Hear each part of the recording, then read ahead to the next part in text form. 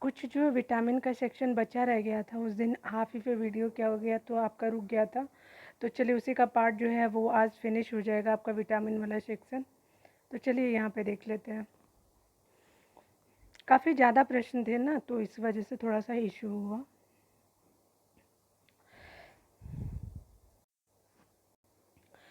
जो जैसे 105 नंबर प्रश्न किया था, लेकिन हम लोग पूरा डिटेल में नहीं देखे थे, तो इसको हम लोग देख लेते हैं। 105 नंबर से ही मैं शुरू कर देती हूँ। देखिए यहाँ क्या बोला जा रहा है, तो कहा जा रहा है कि अगर आप बात करें भैंस के दूध में जो आपका जो है वो औसत वसा की बात की जा रही है कि कितनी होती है, तो 7.2 जो होती है औसत वसा भैंस के दूध में होता है। ठीक है, भैंस के दूध में बोला जा रहा है कि औसत वसा की मात्रा कितनी होती है, 7.2 होती है, जबकि गाय के दूध में कितना होता है वसा, तो कम होती है। कितना होती है, तो 3.5 4 पॉइंट से लेकर के 3.5 से लेकर 4% होती है। इसीलिए हमेशा बोला जाता है कि गाय का दूध ही यूज़ कीजिए। ठीक है, अगर आपको बहुत मतलब भैंस की तरह दिख रहा है तो आप बहुत ज़्यादा वसा ले सकते हो। ठीक है, बट अगर आपको स्लिम ट्रिम और मतलब स्मार्ट दिखना है तो गाय की तरह बनिए। ठीक है, इसके अलावा दूध में जो है वह प्रोटीन भी होता है, खनिज लवण होता है, लैक्टोज इत्यादि जो होते हैं प्रमुख अवयव पाए जाते हैं, तथा दूध का जो पीला रंग होता है वो केराटिन के कारण होता है। ठीक है ना। यहाँ पे क्या बोला जा रहा है, तो कहा जा रहा है कि दूध को पचाने के लिए आवश्यक एंजाइम जो रेनिन और लैक्टोज है मानव शरीर में कितने वर्ष की आयु में लुप्त हो जाता है। ठीक है, 2 वर्ष, 3 वर्ष, 5 या 8 है। तो यहाँ पे स्टार मार्क दिया है, कुछ इशू होगा तो देख लेते हैं डिटेल में।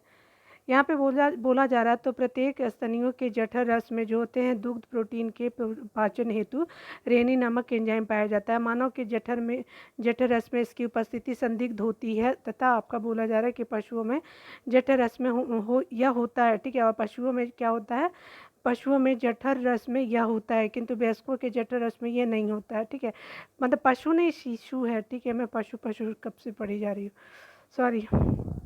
यहाँ पे शिशु है, किंतु क्या है कि वयस्कों के जठर रस में नहीं होता है और शिशुओं में होता है। वयस्कों में जो है वो दूध प्रोटीन के पाचन का जो श्रेय है वह पेप्सिन नामक एंजाइम को जाता है। यानी दूध में जो प्रोटीन होता है वो पाचन का श्रेय जो होता है वो एंजाइम होता है एक पेप्सिन हमारे, जिसकी वजह से आपका प्रोटीन डाइजेस्ट हो पाता है हमारे बॉडी के अंदर। अगर यहाँ पे देखेंगे तो रेनिन और लैक्टोज एंजाइम मानव शरीर में 2 या 3 वर्ष की आयु में क्या होता है, क्षीण होकर शुरू हो जाता है। क्षीण होना कब से शुरू हो जाता है, तो 2-3 वर्ष में शुरू हो जाता है, और 6 से 15 वर्ष में क्या होता है, पुनः जो होता है पूर्णतः ये क्या हो जाता है, लुप्त हो जाता है। तो यहाँ पे क्या बोला था कि लुप्त हो जाता है, तो यहाँ तो कुछ नहीं दिया हुआ, तो 6 वर्ष से लेकर के 15 वर्ष अगर रहता तो हो जाता है, बिल्कुल सही।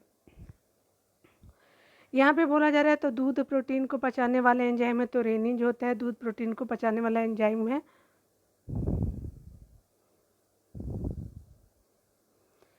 यहाँ पे देखिए क्या बोला जा रहा है, तो कहा जा रहा है कि दूध प्रोटीन को पचाने वाला एंजाइम जो होता है रेनिन होता है, जो दूध की घुलनशील प्रोटीन केसिन को अर्ध ठोस एवं कम घुलनशील कैल्शियम पैरा कैसिनेट में परिवर्तित कर दूध को दही में के रूप में जमा देता है। शिशुओं में जो है जठर रस में यह पाचक एंजाइम होता है, किंतु वयस्कों के जठर रस में यह नहीं होता है। केसिन देखिए क्या बोला जाए, तो केसिन दुग्ध होता है, तो क्या होता है, केसिन एक जो होता है वो प्रोटीन होता है, तो 8 का सी आंसर हो जाएगा। केसिन क्या होता है, तो ये एक तरह का फास्फोप्रोटीन है। ठीक है, केसिन क्या होता है, फास्फोप्रोटीन होता है जो कि दूध में पाया जाता है। फास्फोप्रोटीन जो होता है फॉस्फेट समूह में संयुक्त प्रोटीन होते हैं। दूध का धवल रंग केसिन की उपस्थिति के कारण ही होता है। दूध में क्या होता है, तो आपका एक अन्य प्रोटीन भी पाया जाता है जो एल्बुमिन के नाम से जाना जाता है।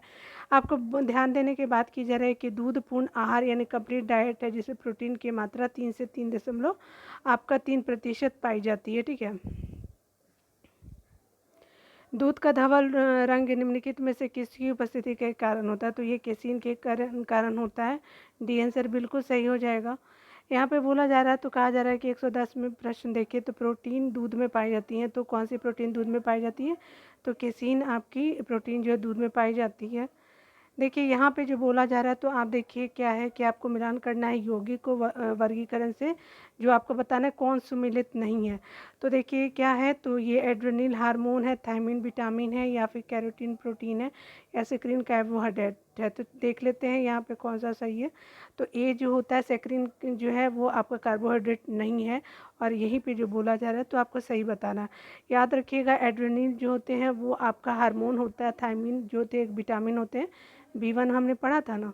उसके अलावा कैरोटीन क्या होता है, प्रोटीन एक कैरोटीन के रूप में जाना जाता है। सेक्रिन कार्बोहाइड्रेट का नहीं अवयव है।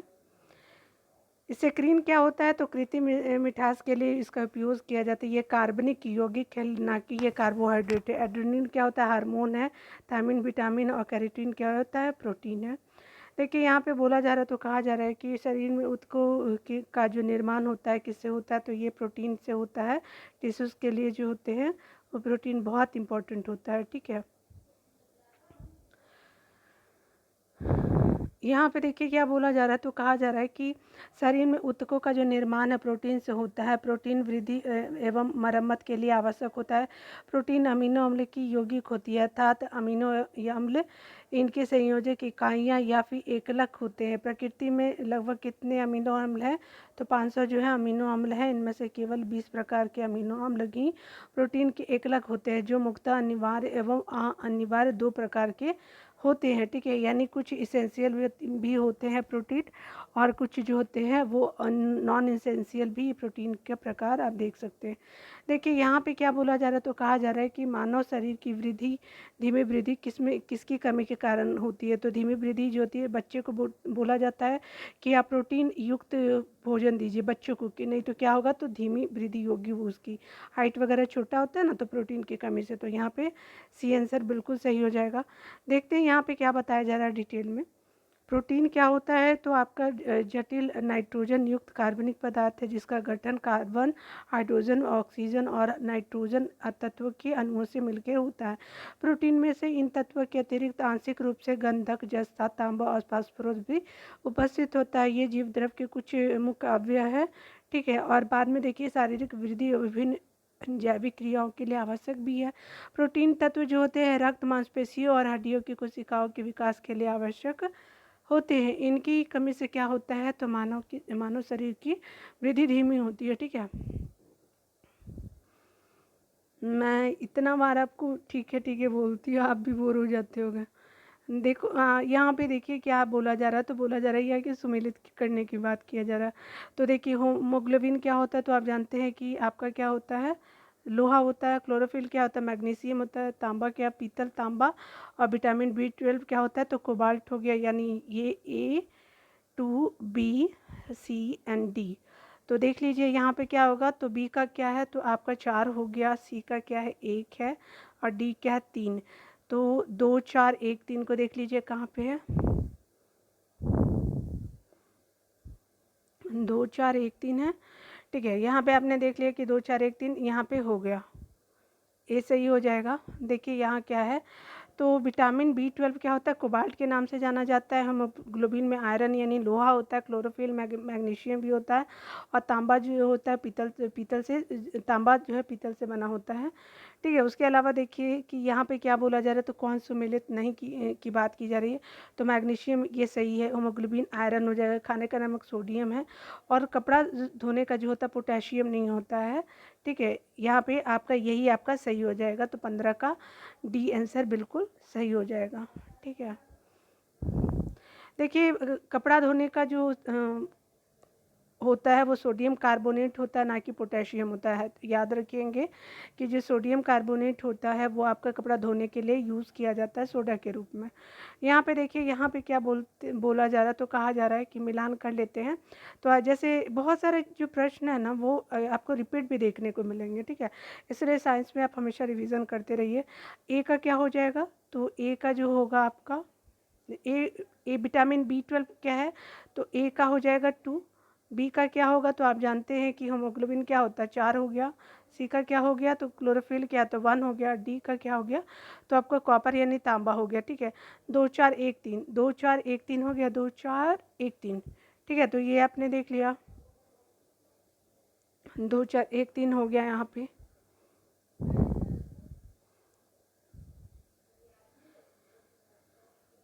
चलिए यहाँ पे डिटेल में देख लेते हैं। यहाँ पे क्या बोला जा रहा है, तो कहा जा रहा है कि विटामिन B12 जो है कोबाल्ट है, हीमोग्लोबिन क्या होता है, तो आपका लोहा यानी आयरन है, क्लोरोफिल क्या होता है, मैग्नीशियम है, चाल्कोपाइराइट क्या होता है, तो ये तांबा यानी कॉपर होता है। ठीक है, यहाँ पे देखिए, यहाँ पे आप देख सकते हैं, तो यहाँ पे आपको मिलाने के लिए बोला जा रहा है। यहाँ पे देखिए, तो आप जानते हैं कि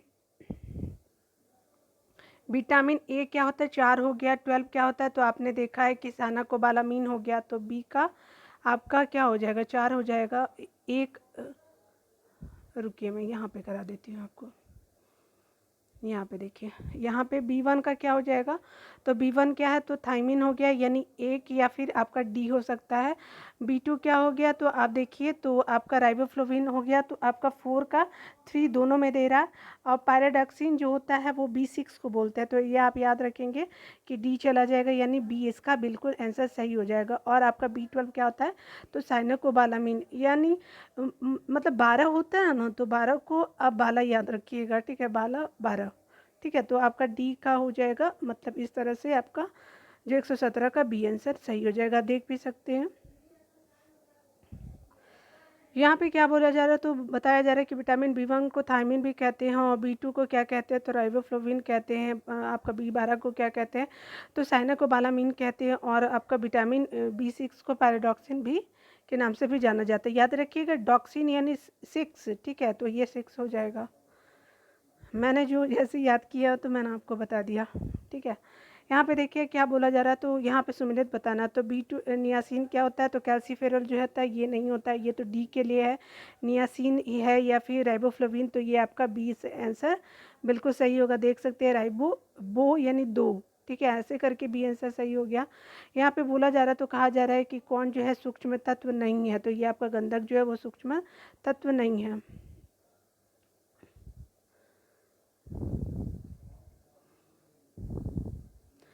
यहाँ पे बोला जा रहा है, तो कह रहा है कि सूक्ष्म तत्व पोषक तत्व वे होते हैं जिनकी आवश्यकता जीवन भर किंतु क्या होता है कि कम मात्रा में पड़ती है। सूक्ष्म पोषक तत्व में लोहा होता है, कोबाल्ट होता है, क्लोरीन, तांबा, मैग्नीज, निकेल, जस्ता और मोब्लिडेनम आदि जो है शामिल होता है। जबकि सल्फर एवं गंधक एक दीर्घ एवं बृहद पोषक तत्व है, अतः यह जो है सूक्ष्म तत्वों की श्रेणी में नहीं आता है।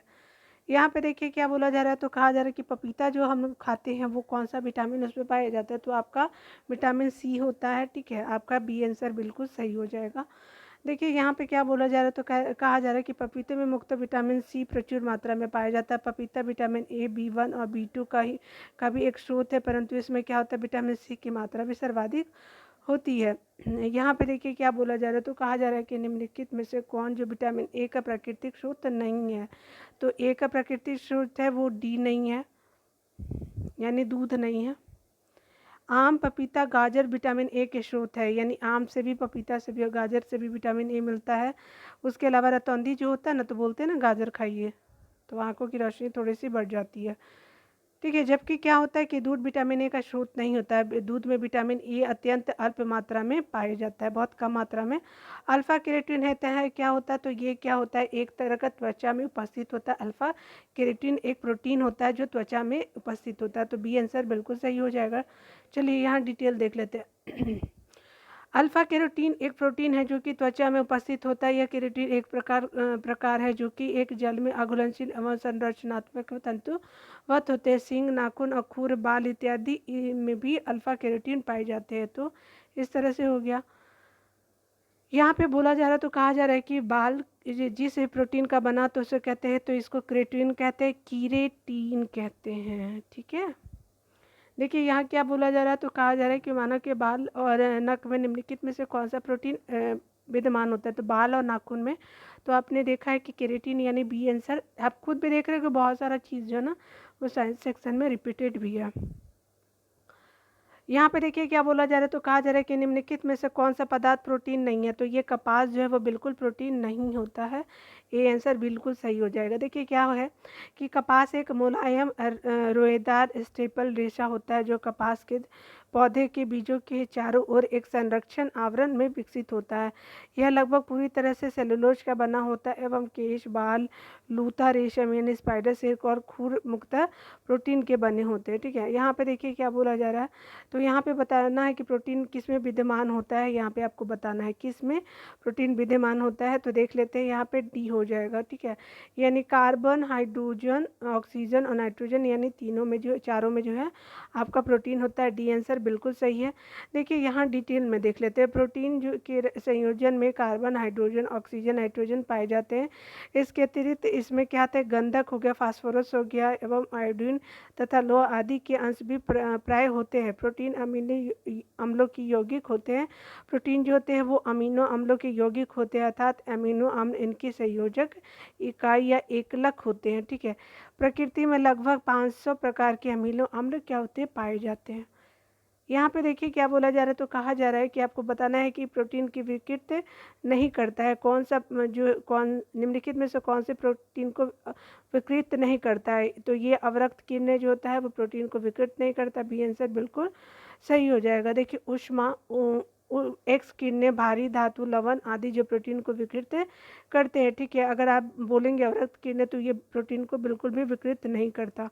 ये क्या है, तो आपको बोला जा रहा है कि एंजाइमों के संदर्भ में आपको सही बताना। ये जैव उर्वरक है और वे शरीर के उसी स्थान पर अपना कार्य करते हैं जहाँ ये उत्पादित होते हैं। चलिए देख लेते हैं हम लोग। यहाँ पे बिल्कुल सही बोला जा रहा है, यानी दोनों कथन जो है आपका क्या है, तो बिल्कुल सही है, सी आंसर हो जाएगा। चलिए डिटेल में देखते हैं यहाँ पे क्या बोला जा रहा है। तो कहा जा रहा है कि एंजाइम जैव उत्प्रेरक होता है जो विशिष्ट जैविक क्रियाओं को अति उच्च दर से संपन्न कराते हैं। एंजाइमों के बिना जैव प्रक्रियाएं अति मंद दर से होती है। सामान्यतः क्या होता है, एंजाइम उसी प्रकार का कार्य करते हैं जहां वे उत्पन्न होते हैं, जबकि हार्मोन्स अपने उद्गम स्तर से अलग स्थान पर अपना कार्य संपादित करते हैं। ठीक है, तरुण एवं वृद्ध व्यक्तियों में प्रोटीन की आवश्यकता होती है। तो किस लिए होती है, तो ये आपके वृद्धों में उच्चतर और तरुणों में न्यूनतर होता है। सी आंसर बिल्कुल सही हो जाएगा। ठीक है, यहाँ पे देखिए क्या बोला जा रहा है। तो कहा जा रहा है कि प्रोटीन त्वचा, मांसपेशियों और हड्डियों की कोशिकाओं के विकास के लिए आवश्यक है। इनकी कमी से मानव शरीर की वृद्धि धीमी हो जाती है और वृद्धों में तरुणों की अपेक्षा प्रोटीन की अधिक आवश्यकता होती है। यानी वृद्धों में जो होती है वो तरुणों यानी यंगस्टर के अकॉर्डिंग ज़्यादा वृद्धों में प्रोटीन चाहिए होता है। ठीक है, यहाँ पे बोला जा रहा है। तो कहा जा रहा है कि जो सामान्य क्रियाशील वुमेन होती हैं, प्रोटीन जो उनको कितना उपयुक्त दैनिक मात्रा चाहिए, तो आपका 45 ग्राम जो होता है वो आपकी नॉर्मल वीमेन जो होती है उनको प्रोटीन चाहिए होता है। ठीक है, अगर बात करें डिटेल में तो यहाँ पे बोला जा रहा है कि सामान्य क्रियाशील महिला के लिए प्रोटीन की उपयुक्त दैनिक मात्रा जो होती है 45 से 46 ग्राम होती है, जो सामान्य की बात की जा रही है, यानी मेरे जैसे लोगों के लिए। वसा की मात्रा जो 20 ग्राम होती है और कैल्शियम और आयरन की कितनी है, तो 400 मिलीग्राम और 30 मिलीग्राम होती है, जबकि गर्भवती महिला और बच्चों को दूध पिलाने वाले महिलाओं को इससे अधिक मात्रा में दैनिक आहार की आवश्यकता होती है। देख सकते हैं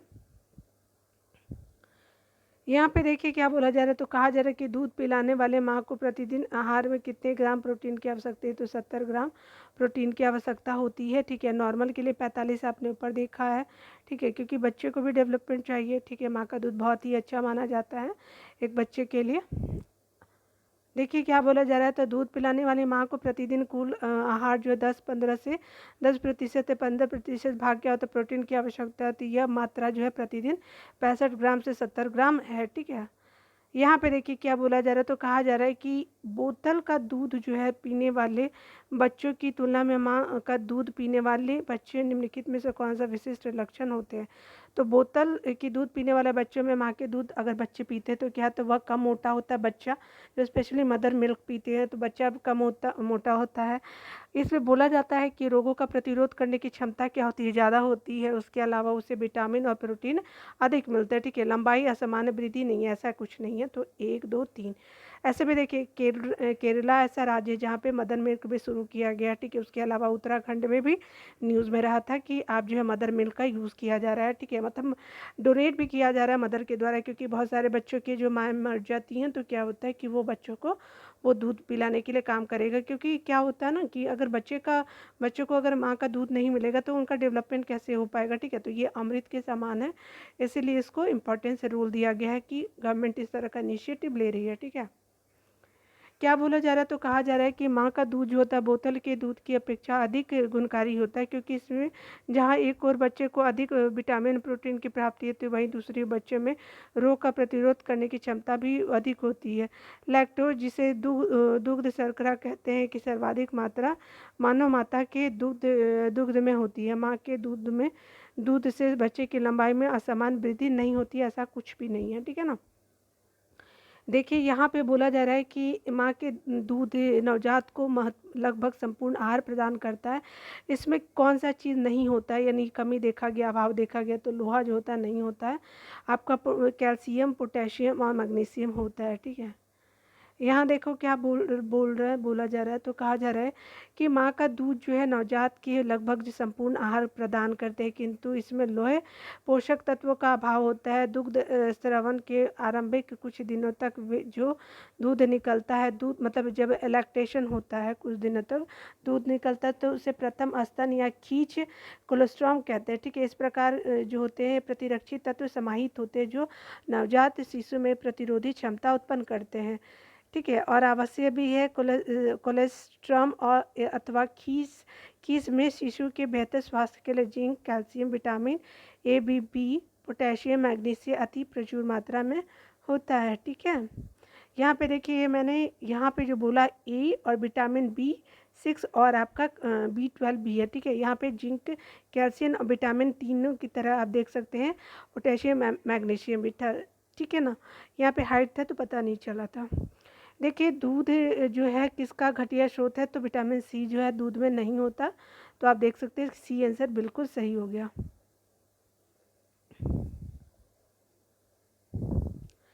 यहाँ पे क्या बताया जा रहा है, तो दूध विटामिन सी का अच्छा स्रोत नहीं है, जबकि इसमें कैल्शियम, प्रोटीन और कार्बोहाइड्रेट प्रचुर मात्रा में पाया जाता है। स्टार्च है, ये क्या होता है, तो पॉलीसेकेराइड जो है स्टार्च होता है, ठीक है। तो आपका सी आंसर बिल्कुल सही हो गया। देखिए स्टार्च जो है वो क्या होता है, तो C6 से H10 और O2 या आमंड एक पॉलीसेकेराइड कार्बोहाइड्रेट है। इसका निर्माण ग्लूकोज मोनोसेकेराइड की इकाई की एक बड़ी संख्या के आपस में जो है ग्लाइकोसिडिक बंधों द्वारा जुड़ने के कारण होता है। पादपों के बीजों और फलियों में स्टार्च, एमाइलेज एवं एमाइलोपेक्टिन के रूप जो है वो उपस्थित होते हैं, ठीक है। यहाँ पे क्या बोला जा रहा है, तो कहा जा रहा है कि आपको ध्यान देना है कि स्टार्च और सेलुलोज के बारे में कौन सा कथन सही नहीं है। तो यहाँ पे बोला जा रहा है वनस्पति उद्भव होता है, दोनों वनस्पतिक उद्भव तो बिल्कुल, दोनों बहुलक है आपके सेलुलोज और स्टार्च बिल्कुल, आयोडीन के साथ दोनों रंग प्रदान करते हैं, नहीं ये आपका नहीं होगा, और दोनों ग्लूकोज अणु में निर्मित होते हैं, तो आपका 36 का सी आंसर बिल्कुल सही हो जाएगा, ठीक है। क्या बोला जा रहा है, तो कहा जा रहा है कि स्टार्च तथा सेलुलोज दोनों वनस्पतिक उद्भव है, ठीक है। दोनों अणु गुण जो है अणु एवं बहुलक अथवा पॉलीमर्स है, तथा दोनों ग्लूकोज यानी C6H12O2 अणु में निर्मित होते हैं। स्टार्च आयोडीन के साथ जो है नीला काला रंग देता है, जबकि सेलुलोज क्या करता है, इस घोल में रंग नहीं प्रदान करता। मंड पौधे में क्या होता है कि संचित भोजन का सबसे महत्वपूर्ण कण है, जबकि सेलुलोज जो होता है वो क्या करता है, तो कोशिका भित्ति इससे पाया जाता है। कोशिका भित्ति किस पे पाया जाता है, तो सेलुलोज के पौधे में, सेलुलोज पौधे की कोशिका भित्ति में पाया जाता है, ठीक है। याद रखिएगा सेलुलोज कहाँ पाया जाता है। यहाँ पे बोला जा रहा है, तो आपको बताया जा रहा है कि किस विटामिन को हार्मोन माना जाता है, ये तो विटामिन डी जो है उसको हार्मोन माना जाता है। विटामिन डी को हार्मोन माना जाता है, इसके सृजन में कैल्सीफेरॉल पाया जाता है। जंतुओं में जो सक्रिय विटामिन डी होते हैं कोले कैल्सीफेरॉल होते हैं, ठीक है। किसमें, तो जंतुओं में दो सक्रिय आपको विटामिन डी देखने को मिलेगा, एक कोले कैल्सीफेरॉल होगा और एक आर्गे कैल्सीफेरॉल होगा। कोले के कैल्सीफेरॉल जो है वो संश्लेषण स्वयं जंतु शरीर में होता है, किंतु उसकी प्रक्रिया क्या होती है, जटिल होती है।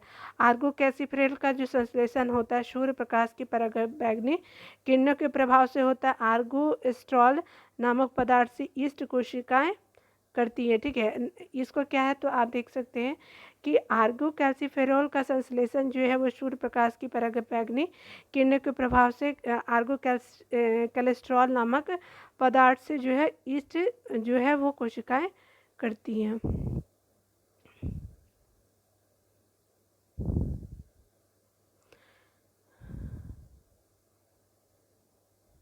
यहाँ पे क्या बोला जा रहा है, तो कह रहा है कि विटामिन डी के सर्जन में निम्नलिखित में से क्या पाया जाता है, कौन पाया जाता है। तो विटामिन डी के सर्जन में कौन सा चीज़ पाया जाता है, तो कैल्सीफेरॉल आपका डी आंसर बिल्कुल सही हो जाएगा। देखिए यहाँ पे क्या बोला जा रहा है, तो कहा जा रहा है कि निम्नलिखित में से कौन एक कथन सही नहीं है। तो आपका बोला जा रहा है दूध में कोई भी विटामिन नहीं होता, ये ही आपका सही नहीं है। ठीक है, देख लेते हैं जो भी सही है वो। आपका बोला जा रहा है कि विटामिन ए जो रेटिनॉल के अभाव के कारण त्वचा क्या होता है, शुष्क और सल्की हो जाती है। जोड़ों में जो होता है पीड़ा होना स्कर्वी के लक्षणों में से एक है।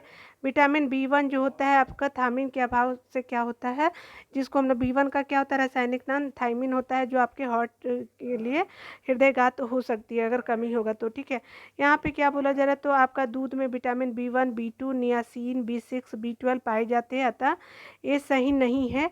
आपका बहुत सारा विटामिन इसमें देखने को मिलता है। ठीक है, यहाँ पे देखिए क्या हो रहा है कि आपका बोला जा रहा है, तो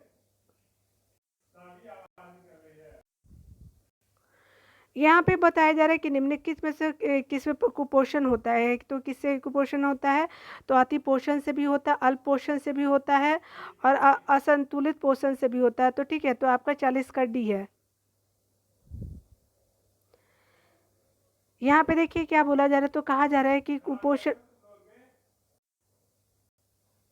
कुपोषण की स्थिति जो असंतुलित पोषण अर्थात अल्प पोषण या अति पोषण के कारण होती है। ठीक है, 141 को देखिए क्या बोला जा रहा है, प्रश्नों को पहले हम लोग देख लेते हैं।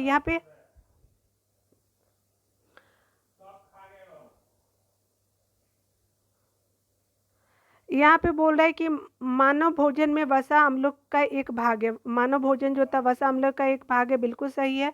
सामान्य भोजन में 75 ग्राम वसा होनी चाहिए। ठीक है, ये बिल्कुल सही है। आपका बोला जा रहा है कि मानव शरीर जो है कोशिकाएं किसी भी प्रकार के वसा अम्लों का संश्लेषण नहीं होते, गलत। आपका आवश्यक वसा अम्ल जो होते हैं, आवश्यक वसा अम्लों की अनुपस्थिति में न्यूनतम रोग उत्पन्न होता है। तो आपका ये सही हो जाए, 1 2 और 4 जो है वो सही हो सकता है, देख सकते हैं आप। 1 2 4 आपका इस तरह से सही हो गया। ठीक है, तो बी आंसर बिल्कुल सही हो जाएगा।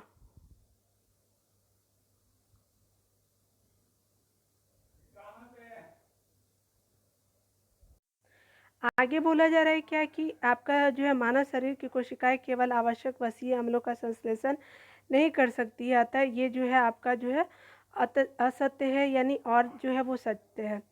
यहाँ पे बोला जा रहा है कि अलसी किसका प्रचुर स्रोत है, तो अलसी जो होता है ओमेगा 3 वसीय अम्ल का जो है ये आपका स्रोत है। ठीक है, बी हो गया। अलसी या तीसी समशीतोष्ण अलसी या तीसी समशीतोष्ण पौधे का होता है, प्रदेशों में होता है। ठीक है, यानी अलसी और तीसी के लिए आपको सब शीतोष्ण पौधे प्रदेशों का होना सही होता है। इसके बीच से क्या होता है, तेल निकाला जाता है। इसमें ओमेगा 3 वसीय अम्ल काफ़ी मात्रा में पाया जाता है, जो रक्त नलिकाओं में वसा के जमाव को रोकने में सक्षम होता है। ठीक है, यहाँ पे देखिए क्या बोला जा रहा है, तो निम्नलिखित में से बोला जा रहा है कि निम्नलिखित में से कौन सा अल्फा लिनोलेनिक अम्ल यानी 18 कार्बन युक्त ओमेगा 3 फैटी अम्ल का सर्वोत्तम स्रोत है। तो ये आपका डी अलसी हो जाएगा। यहाँ पे बोला जा रहा है, डिटेल में देखते हैं। तो यहाँ पे क्या बोला जा रहा है, तो अल्फा लिनोलेनिक अम्ल क्या है, एक ओमेगा 3 वसीय अम्ल है। यह मानव स्वास्थ्य के लिए आवश्यक 2 वसीय अम्लों में से एक है। लिनोलेइक अम्ल जो होता है एक अन्य वसीय अम्ल होता है, जो मानव स्वास्थ्य के लिए आवश्यक है। और आप देख सकते हैं कि ये आवश्यक जो है वो वसीय अम्ल मानव शरीर के अंदर उत्पन्न नहीं होते, इन्हें आहार के माध्यम से ग्रहण करना होता है। तिलहनी फसलों में अधिकतम जो है वो अल्फा लिनोलेनिक अम्ल अलसी में पाया जाता है। ठीक है, देखिए अगला देखते हैं। यहाँ पे बोला जा रहा है कि दूध में जो है प्रोटीन और कार्बोहाइड्रेट के अतिरिक्त पोषक तत्व अन्य तत्व जो पाए जाते हैं आपको बताना है, कैल्शियम और पोटेशियम। आपका बी आंसर बिल्कुल सही हो जाएगा। ठीक है, दूध में जो है 87% जल पाया जाता है। इसके अलावा इसमें वसा, प्रोटीन, कार्बोहाइड्रेट, कैल्शियम, पोटेशियम आदि भी पाए जाते हैं। दूध को पूर्ण जो है आहार कहा गया है, जो कि सभी अवस्थाओं के लिए क्या है, सर्वमान्य भोजन भी है। ठीक है, यहाँ पे बोला जा रहा है, तो क्या बोला जा रहा है कि आपको कथन और कारण पे विचार करना है। विटामिन जो होते हैं वो वर्धक तत्व हैं। इनकी क्या होती है कि जिनकी अच्छे स्वास्थ्य के लिए थोड़ी मात्रा में आवश्यकता होती है। विटामिन हानिकारक बैक्टीरिया को मारकर शरीर को स्वस्थ रखने में सहायता करते हैं। ठीक है, यहाँ पे देखिए, यहाँ पे क्या हो जाएगा, तो बिल्कुल आपका ये जो होगा सी हो जाएगा। क्यों?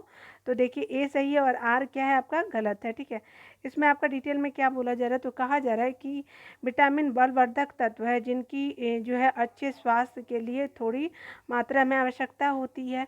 अब विटामिन हानिकारक बैक्टीरिया को मारकर शरीर को स्वस्थ रखने में सहायता करती है, ये ऐसा नहीं है, लेकिन कथन ये बिल्कुल सही है। ठीक है, इसीलिए आपका सी लिया गया है। यहाँ पे देख सकते हैं, मैंने आपको बता भी दिया है। देखिए यहाँ पे क्या है कि आपका विटामिन कार्बनिक यौगिक होते हैं। ठीक है, विटामिन क्या होते हैं, कार्बनिक यौगिक है जिनके अच्छे स्वास्थ्य के लिए थोड़ी मात्रा में आवश्यकता होती है। इनके स्रोत जो होते हैं अनाज, हरी सब्जियां, फल, दूध, मांस इत्यादि होती है। हानिकारक बैक्टीरिया जो होते हैं, विषाणुओं, कवकों इत्यादि को श्वेत रुधानु मारकर क्या क्या करते, शरीर को स्वस्थ रखने में सहायक होते। तो कौन? तो आपका जो बैक्टीरिया होते हैं, विषाणु और कवक इत्यादि को श्वेत रुधानु मारकर के शरीर को स्वस्थ रखने में सहायता करते हैं। ठीक है, यहाँ पे देखिए क्या बोला जा रहा है, तो कहा जा रहा है कि यहाँ पे आपको बताना है कि आपको सबसे पहले कथन कारण को देखना है। यहाँ पे आपका पहला कथन क्या बोल रहा है कि कथन अधिकांश विटामिन मानव शरीर में संश्लेषित नहीं होते, बिल्कुल सही है। आपका सी जो है, डी जो है, उसके अलावा सी भी हो गया। आपको सी जो है वो आपको खट्टे फलों से मिलता है। उसके अलावा देख सकते हैं कि मानव अंग केवल अनिवार्य सूक्ष्म पोषकों का ही संश्लेषण करते हैं, नहीं ऐसा नहीं है। ठीक है, लेकिन ए आपका सही हो गया। तो आप देखिए यहाँ पे आपका ए सी सही हो जाएगा। ठीक है, यहाँ पे क्या बोला जा रहा है, तो कहा जा रहा है कि अधिकांश विटामिन मानव शरीर में संश्लेषित नहीं किए जाते हैं, इसलिए उन्हें पर्याप्त मात्रा में भोजन द्वारा ग्रहण किए जाने की आवश्यकता होती है। मानव शरीर विटामिन डी, विटामिन के और विटामिन B12 का संश्लेषण कर सकता है। मानव शरीर हेतु आवश्यक जो अधिकांश विटामिन, खनिज तथा विटामिन, खनिज और आहारीय घटकों को शरीर स्वयं पर्याप्त मात्रा में निर्मित नहीं कर सकता, उन्हें ही अनिवार्य पोषक तत्व कहते हैं। ठीक है, और जो आपका ये निर्मित नहीं कर सकता हमारा शरीर, तो उन्हें क्या कहते हैं, अनिवार्य पोषक तत्व कहते हैं, जो आपका क्या होता है कि आपका असत्य है। यहाँ पे कथन कारण फिर से दे दिया है, चलिए देख लेते हैं यहाँ पे क्या बोला जा रहा है। तो कहा जा रहा है कि आपको मानव शरीर जो है अपने विटामिनों का संश्लेषण कर लेता है। ठीक है, शरीर के उचित विटामिन के लिए विकास के लिए विटामिन अनिवार्य होते हैं। तो देखिए यहाँ पे क्या बोला है कि आपका डी आंसर बिल्कुल सही हो जाएगा। ठीक है, तो ए क्या है, गलत है, आपका आर जो है वो सही है। ठीक है, चलिए देख लेते हैं यहाँ पे क्या है। तो आपको बोल रहा है कि सभी विटामिनों का तो संश्लेषण नहीं कर पाता है। ठीक है, तो सभी की वजह से गलती हो गया। शरीर के उचित विकास के लिए विटामिन अनिवार्य होते हैं। ठीक है, देखिए क्या बोला जा रहा है, तो कहा जा रहा है कि शरीर के जो उचित विकास के लिए विटामिन अनिवार्य होते हैं, इनकी कमी से हीनता रोग होने की संभावना बढ़ जाती है। मानव शरीर में सभी विटामिनों का संश्लेषण नहीं होता है, हालांकि कुछ विटामिन जैसे डी, K12 सभी आदि जो होते हैं मानव शरीर में संश्लेषित होते भी हैं। ठीक है, यहाँ पे देखिए क्या बोला जा रहा है, तो कहा जा रहा है कि आप देखिए यहाँ पे बताया जा रहा है कि आपका जो मानव कथन ए बोल रहा है कि मानव आहार में ग्लाइसिन, सेरीन और टायरोसिन अनिवार्य रूप से शामिल होने चाहिए। अनिवार्य अमीनो अम्ल जो है आपका क्या है, तो मानव शरीर में संश्लेषित नहीं किया जा सकता है, तो ये बिल्कुल सही है, लेकिन ये आपका गलत है। ठीक है, तो ए गलत है, आर सही है। तो देखिए यहाँ पे क्या होगा, ए गलत है, आर सही है, डी आंसर बिल्कुल सही हो जाएगा।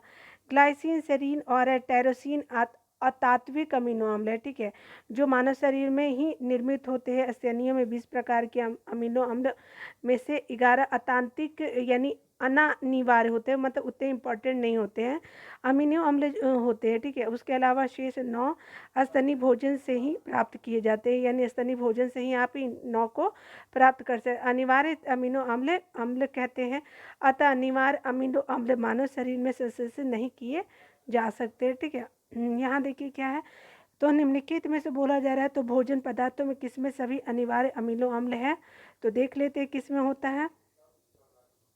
तो यहाँ पे स्टार मार्क दिए हुए, क्यों, तो देखिए क्या है, तो यहाँ पे बताया जा रहा है कि सोयाबीन पशुओं से जो है सोयाबीन पशुओं से व्युत्पन्न खाद्य पदार्थ जो होते हैं जैसे दूध, अंडा, मछली, मांस में पाए जाने वाले प्रोटीन सभी अमीनो अम्ल से युक्त होता है तथा इसे संपूर्ण जो है प्रोटीन कहते हैं। सोयाबीन ऐसा एकमात्र गैर पशु व्युत्पन्न प्रोटीन का स्रोत है जिसमें सभी अनिवार्य अमीनो अम्ल पाए जाते हैं। अतः जो है वो विटामिन ए में जो है चावल को छोड़कर से सभी विकल्पों में से भोजन पदार्थ में सभी अमीनो अम्ल पाए जाते हैं। ठीक है, तो ये आपका सही हो गया।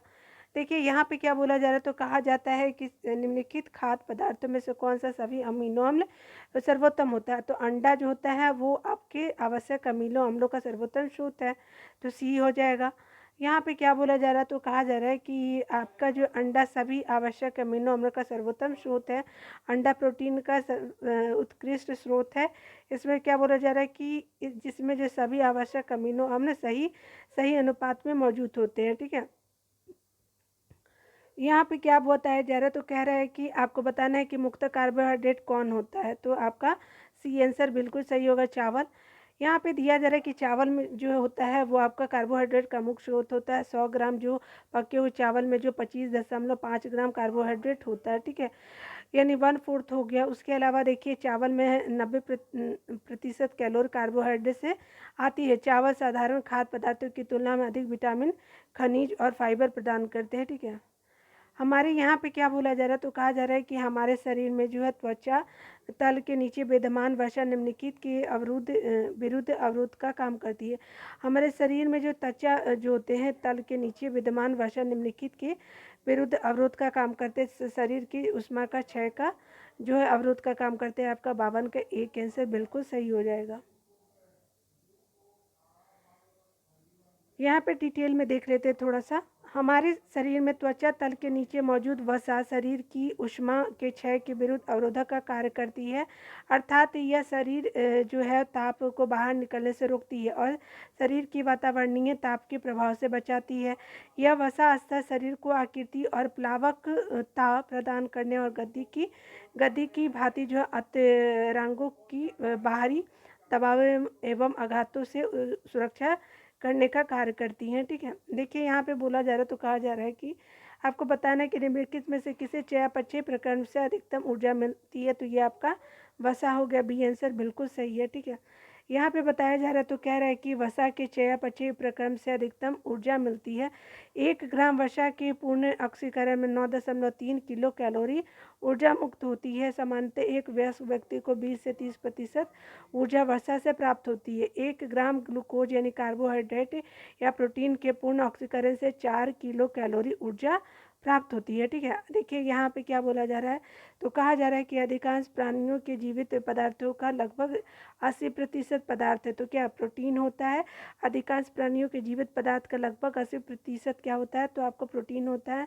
यहाँ पे बोला जा रहा है कि प्राणियों के जीवित पदार्थों की सर्वाधिक मात्रा में जल यानी अकार्बनिक पाया जाता है, किंतु कार्बनिक पदार्थों में सर्वाधिक मात्रा में प्रोटीन पाया जाता है। प्रोटीन सभी जीवित कोशिकाओं में मौजूद होता है। ठीक है, यहाँ पे देख लेते हैं कि क्या डिटेल में बोला जा रहा है। यहाँ पे क्या बोला जा रहा है, तो कहा जा रहा है कि आपको कथन और कारण को स्पष्ट करना है। तो सूरजमुखी का तेल एक अच्छी गुणवत्ता का खाद्य तेल है, बिल्कुल सही है। इसमें असंतृप्त वसा अम्लों की अधिक मात्रा पाई जाती है, बिल्कुल ये भी सही है। तो आपका ए आंसर सही हो जाएगा। तो 155 का ए आंसर सही हो जाएगा। यहाँ पे क्या बोला था, सूरजमुखी आपका हो गया एस्टरेशी कुल के अंतर्गत आता है। यह आवृत बीजी पौधा होता है जिसका उपयोग तेल बनाने में किया जाता है। इसका तेल एक अच्छी गुणवत्ता का खाद्य तेल है क्योंकि इसमें असंतृप्त वर्षा अम्लों की अधिकता होती है। ज्ञातव्य है कि असंतृप्त वर्षा अम्ल मानव के लिए एक अच्छा पोषक तत्व है। ठीक है, यहाँ पे देखिए क्या बोला जा रहा है, तो कहा जा रहा है सी। देखिए यहाँ पे सी का बारे में देख लेते हैं। यहाँ पे 156 का देखते हैं, तो क्या बोला जा रहा है, असंतृप्त वसा जो होती है संतृप्त वसा की तुलना में अधिक अभिक्रियाशील होती है। कौन, असंतृप्त वसा।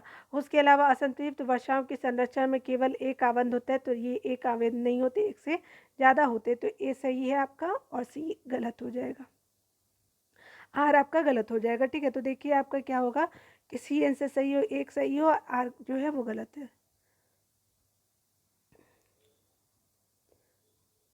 यहाँ पे क्या बताया जा रहा है, तो कहा जा रहा है कि असंतृप्त वसा यानी संतृप्त वसा की तुलना में अधिक अभिक्रियाशील होते हैं, क्योंकि इनके अणुओं में किन्हीं कार्बन परमाणुओं के मध्य दोहरे बंध होते हैं, जिनके कारण सदैव तनाव रहता है। उसके अलावा देख सकते हैं कि आपका इनके अणुओं में क्या होता है, तो किन्हीं कार्बन परमाणु के मध्य दोहरे बंध होते हैं, ना कि एकल, जिनके कारण क्या होता है, सदैव तनाव रहता है।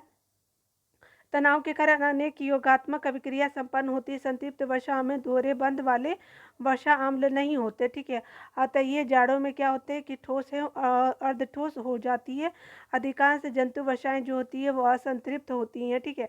जंतु वसाएं क्या होती है, संतृप्त होती है, असंतृप्त नहीं, संतृप्त होती है। और आपके जो पादप के प्लांट क्या होते हैं, क्या होती है, असंतृप्त होती है, जिनसे क्या होता है कि वनस्पति घी हाइड्रोजन को अलग से मिलाकर के तैयार किया जाता है। वनस्पति घी हाइड्रोजन को अलग करके तैयार किया जाता है। देखिए यहाँ पे क्या बोला जा रहा है, तो अन्य पशुओं के मांस की तुलना में मछली का उपयोग स्वास्थ्य के लिए अच्छा माना जाता है, स्वास्थ्यकर माना जाता है, क्योंकि मछली में होता है बहु असंतृप्त वसा अम्ल, ठीक है। ये आंसर बिल्कुल सही हो जाएगा। बहु असंतृप्त वसा अम्ल की में जो है अपघटन की दर काफ़ी तीव्र होती है। बहु असंतृप्त वसा अम्ल में अपघटन की दर जो है वह काफ़ी तीव्र होती है, जिसके कारण संवहनीय क्रिया में ऑक्सीजन के अधिक अणु ग्रहण कर लिए जाते हैं, जिसके परिणाम स्वरूप क्या होता है कि मनुष्य में संवहनीय क्रिया बढ़ जाती है। मछली में पाई जाने वाली जो वसा है में सबसे अधिक बहु असंतृप्त वसा अम्ल होता है। किसमें, मछली में बहु असंतृप्त वसा अम्ल, जो कि मानव के लिए क्या है, काफ़ी अच्छा पोषक तत्व है, ठीक है। यहाँ पे देखिए क्या बोला जा रहा है, तो कहा जा रहा है कि आप पहले इस क्वेश्चन को देख लेते हैं। तो आहार उत्पादों के विक्रय में जुटी एक कंपनी यह विज्ञापित करती है कि उसके उत्पादों में ट्रांस वसा यानी ट्रांस फैट नहीं होती है। उसके जो इस अभियान का उपभोक्ताओं के लिए अभिप्राय क्या है, तो देख सकते हैं कि क्या है कि यहाँ पे आपका बताया जा रहा है कि जो ट्रांस फैट जो होता है वो क्या होता है, तो देखिए ये है कि कंपनी के आहार उत्पाद हाइड्रोजनीकृत तेलों से निर्मित नहीं है, यानी कंपनी के जो आहार उत्पाद है हाइड्रोजनीकृत तेलों से उत्पन्न नहीं किए गए हैं। उसके अलावा कंपनी के आहार उत्पाद पशु उत्पन्न वसा तेलों से नहीं निर्मित है, यानी कहने का मतलब कि पशु से उत्पन्न वसा या तेलों से नहीं बनाया गया है जो आहार उत्पाद है, ठीक है। बी सही है। कंपनी के मुख्य प्रयुक्त जो है, कंपनी के द्वारा प्रयुक्त तेल संभवतः क्या है, तो उपभोक्ताओं से हृदय वाहिका स्वास्थ्य की क्षति नहीं पहुंचाएगा, यानी कंपनी के द्वारा जो है प्रयुक्त तेल संभवतः क्या होगा कि उपभोक्ताओं के हृदय वाहिका स्वास्थ्य को क्या होगा, क्षति नहीं पहुंचाएगा, ठीक है। हार्ट को ब्लॉक नहीं करेगा, ठीक है। यहाँ पे देख सकते हैं कि इसका आंसर क्या हो जाएगा, तो आपका डी आंसर हो जाएगा, ठीक है। यहाँ पे क्या बताया जा रहा है डिटेल में देख लेते हैं और इसके बाद ये आपका प्रश्न खत्म हो जाएगा। एक और प्रश्न है, ट्रांस वसा का उपयोग जो है शरीर में खराब एलडीएल कोलेस्ट्रॉल के स्तर को बढ़ाता है और आपका अच्छे एचडीएल स्तर को क्या करता है, कम करता है। ट्रांस ये फैट की बात की जा रही है, अगर उपभोग शरीर में करते हैं तो जो कि हृदय वाहिका के स्वास्थ्य के क्षति पहुंचा सकता है। पशु उत्पन्न वसा तेल और हाइड्रोजनीकृत तेल दोनों ही ट्रांस वसा होते हैं। इस प्रकार जो है प्रश्न कर तीनों कथन क्या है, तो सही है, ठीक है। यहाँ पे देखिए क्या बोला जा रहा है, ट्राइग्लिसराइड क्या है, तो ट्राइग्लिसराइड एक तरह का ये वसा होता है, तो सी आंसर बिल्कुल सही हो जाएगा, ठीक है। यहाँ पे क्या बोला जा रहा है, तो कह रहा है कि ट्राइग्लिसराइड शरीर में पाए जाने वाला वसा का एक प्रकार है।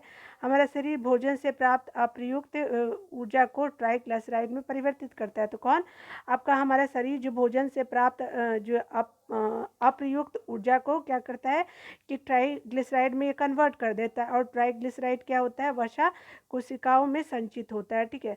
तो इस तरह से हमने विटामिन को पूरे प्रश्नों को देख लिया। अगले वीडियो में हम लोग श्वसन को देख लेंगे। तो आपका वीडियो देखने के लिए बहुत बहुत थैंक यू। मिलते हैं अगले वीडियो में। और अगर आपको कोई भी सुझाव देना होगा तो प्लीज़ आप बोल सकते हैं, ठीक है। तो आपको वीडियो देखने के लिए थैंक यू। पढ़ते रहें और अच्छे से रहें। Take care.